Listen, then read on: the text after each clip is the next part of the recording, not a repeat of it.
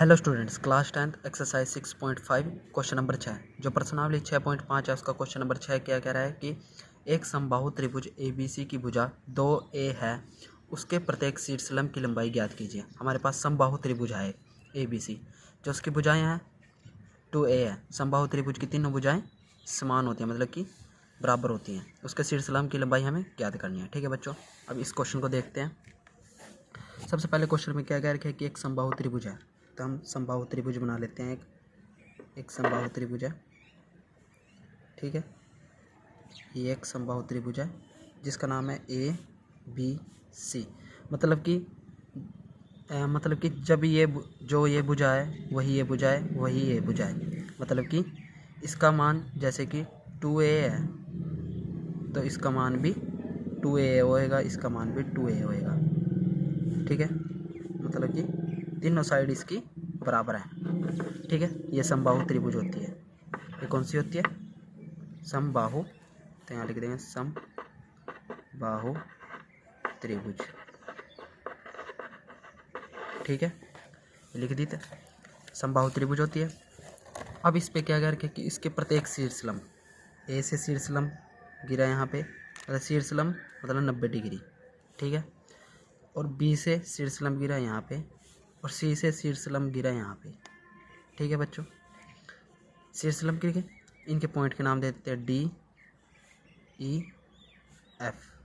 ठीक है, शीर्षलंब की लंबाई हमें ज्ञात करनी है। हमें एक की लंबाई निकाल लेंगे तो तीनों की वही होगी, क्योंकि सेम ही इनकी भुजाएं हैं, इनका शीर्षलंब भी बराबर होएगा। अब मैं BD की बात करता हूँ, तो इसकी लंबाई A हो जाएगी, क्योंकि 2A है ना, तो इसमें से आधा इस साइड आधा इस साइड, क्योंकि बराबर हिस्सों में बट गया ना ये।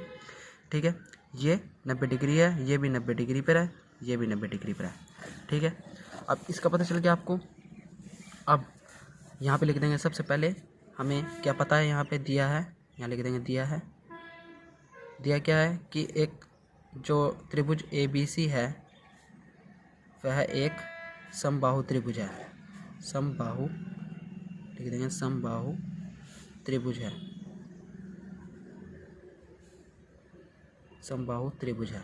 ठीक है बच्चों, और समबाहु त्रिभुज है, और इसमें AD है, वो क्या है? शीर्षलंब। AD है जो वो शीर्षलंब है, लिख देंगे शीर्षलंब है। ठीक है, अर्थात जो BD का मान है वो क्या हो जाएगा? BD इक्वल टू A, क्योंकि BD का मान A है।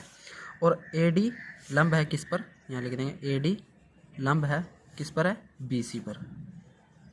ठीक है, अब हमें एक ट्रायंगल लेनी है, इसमें हमें उसका शीर्षलंब का लंबाई ज्ञात करनी है हमें। मतलब कि हमें यानी ट्रायंगल ले लेते हैं ABD। ठीक है, इसमें पाइथागोरस प्रमेय लग जाएगा। ठीक है बच्चों, यहाँ पे लिख देते हैं ट्रायंगल ABD में।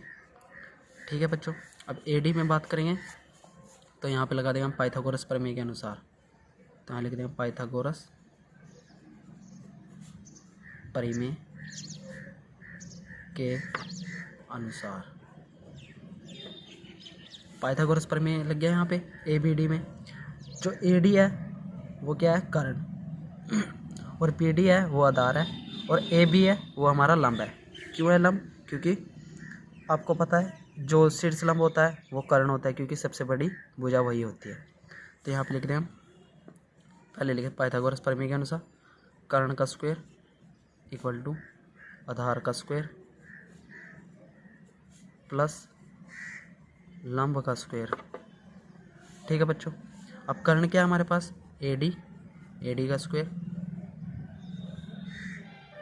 ठीक है बच्चों, इक्वल टू, सॉरी बच्चों, ये जो AD है वो कर्ण नहीं है। कर्ण 90 डिग्री वाले के सामने होता है ना, तो एक कर्ण ये है AB, तो यहाँ पे AB है। ठीक है बच्चों, ये 90 डिग्री के सामने वाला होता है ना कर्ण, और ये लंब है, क्योंकि 90 डिग्री पर जो बनता है वो लंब होता है, और ये आधार है। तो आधार क्या है हमारे पास? BD का स्क्वायर प्लस लंब क्या है हमारे पास? AD का स्क्वायर। ठीक है बच्चों, इसको ध्यान से, कर्ण हमारे पास क्या है? जो 90 डिग्री के सामने है ए बी, ठीक है। अब ए बी का मान क्या है हमारे पास 2a स्क्वायर, तो यहाँ रख दें 2a square equal to B D क्या हमारे पास a square plus A D हमें निकालना है, ठीक है, ए डी ऐसी। अब 2a स्क्वायर क्या हो जाएगा 4a square equal to a square plus A D का स्क्वायर, ठीक है बच्चों। अब 4a स्क्वायर है यहाँ पे, ये इस साइड प्लस का इस साइड आके माइनस को जाएगा equal to A D square, ठीक है। अब ए डी स्क्वायर है यहाँ पे कितना रह जाएगा 3a square equal to A D square. अब जो ए डी का स्क्वायर है ये स्क्वायर से साइड आएगा तो ये अंडर रूट में हो जाएगा, तो A D equal to under root 3a square, ठीक है। 3 का अंडर रूट 3 रहता है, अंडर रूट 3 a स्क्वायर का अंडर रूट हट जाएगा तो अंडर रूट 3a आ जाएगा। ई डी का आंसर क्या आ जाएगा अंडर रूट 3a, ये हमारा आंसर है, ठीक है, ठीक है बच्चों। अब आपको पता चल गया कि ए डी का आंसर क्या है अंडर रूट 3a, तो यहाँ पर लिख देंगे अंडर रूट 3a। अब तीनों जो एफ सी की शीर्षलंब है उसका भी मान अंडर रूट 3a आएगा और बी ई है उसका भी अंडर रूट 3a आएगा। शीर्षलंब का मान हमारे पास क्या है अंडर रूट 3a, ठीक है बच्चों। Thanks to watching my channel and subscribe now.